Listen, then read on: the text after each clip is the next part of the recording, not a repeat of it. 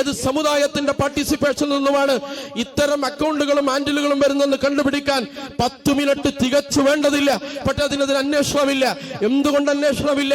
ഞാൻ തുടക്കത്തിൽ സൂചിപ്പിച്ചു, ഇവിടത്തെ അധികാരത്തിന്റെ കസേരയിൽ വീണ്ടും അമർന്നിരിക്കാൻ സമുദായത്തിൽ സംഘർഷമുണ്ടാക്കലാണ് ലാഭമെന്ന് തിരിച്ചറിഞ്ഞ 10 വർഷങ്ങൾ കേരളത്തിൽ നടന്നു കഴിഞ്ഞു പോവുകയാണ്.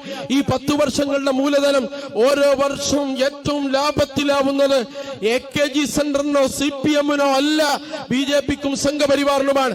അതുകൊണ്ട് പ്ലാൻഡായി ഇസ്ലാമോഫോബിക്കായ പ്രചാരണങ്ങൾ അവസാനിപ്പിച്ച് സത്യസന്ധമായി മതനിരപേക്ഷതയുടെ സംസ്കാരം ഉയർത്തിപ്പിടിച്ച് സെക്കുലറായി അതിനെ ഫേസ് ചെയ്യാനുള്ള ആർജവം കാണിക്കാതെ ജമാഅത്തെ ഇസ്ലാമിയെയും അതിന്റെ സംവിധാനങ്ങളെയും അതിന്റെ മറ്റു നേതാക്കന്മാരെയും അതുപോലെ തന്നെ അതിന്റെ മറ്റു സംവിധാനങ്ങളെയും എല്ലാം എല്ലാ ദിവസവും രാവിലെയും വൈകുന്നേരവും പാർട്ടി സെക്രട്ടറി മുതൽ ലോക്കൽ സെക്രട്ടറി വരെയുള്ള ആളുകൾ ഒരേ ട്യൂണിൽ ഒരേ അച്ചിൽ ഒരേ രീതിയിൽ ആക്ഷേപിച്ചതുകൊണ്ട് ഈ പ്രശ്നത്തിൽ മുക്തമാകാൻ കഴിയില്ല എന്ന മിനിമം ബോധമെങ്കിലും രാഷ്ട്രീയ ബോധത്തിൽ നമുക്കുണ്ടാവേണ്ടതാണ്.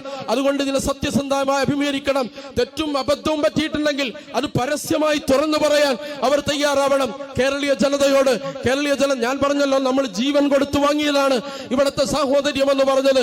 ഭിന്നിപ്പിക്കാൻ വേണ്ടി സൂര്യനെ തവിക്കാത്ത ഒരു സാമ്രാജ്യം, അവരുടെ എല്ലാ സംവിധാനങ്ങളും 10-30 രാജ്യങ്ങളിൽ ഒരേ സമയം ഭരിക്കുന്ന അത്രയും ശക്തിയുള്ള എസൻഷ്യലായ ഒരു എംപയർ ഈ ലോകം മുഴുവൻ അടക്കി ഭരിച്ചപ്പോ അവരുടെ മുഴുവൻ സംവിധാനവും നമ്മുടെ മനസ്സിനെ ധൂവീകരിക്കാൻ ശ്രമിച്ചപ്പോ ജീവൻ കൊടുത്ത് നിലനിർത്തിയ സഹവർത്തിത്വത്തെ സ്ക്രീൻഷോട്ടിലൂടെയും സ്റ്റിക്കറിലൂടെയും അപഹരിക്കാൻ ശ്രമിക്കുന്ന ഇടതുപക്ഷ പ്രസ്ഥാനങ്ങൾക്ക് ആര് മാപ്പ് തന്നാലും കേരളത്തിന്റെ സഹവർത്തിത്വ ചരിത്രം മാപ്പ് തരില്ല.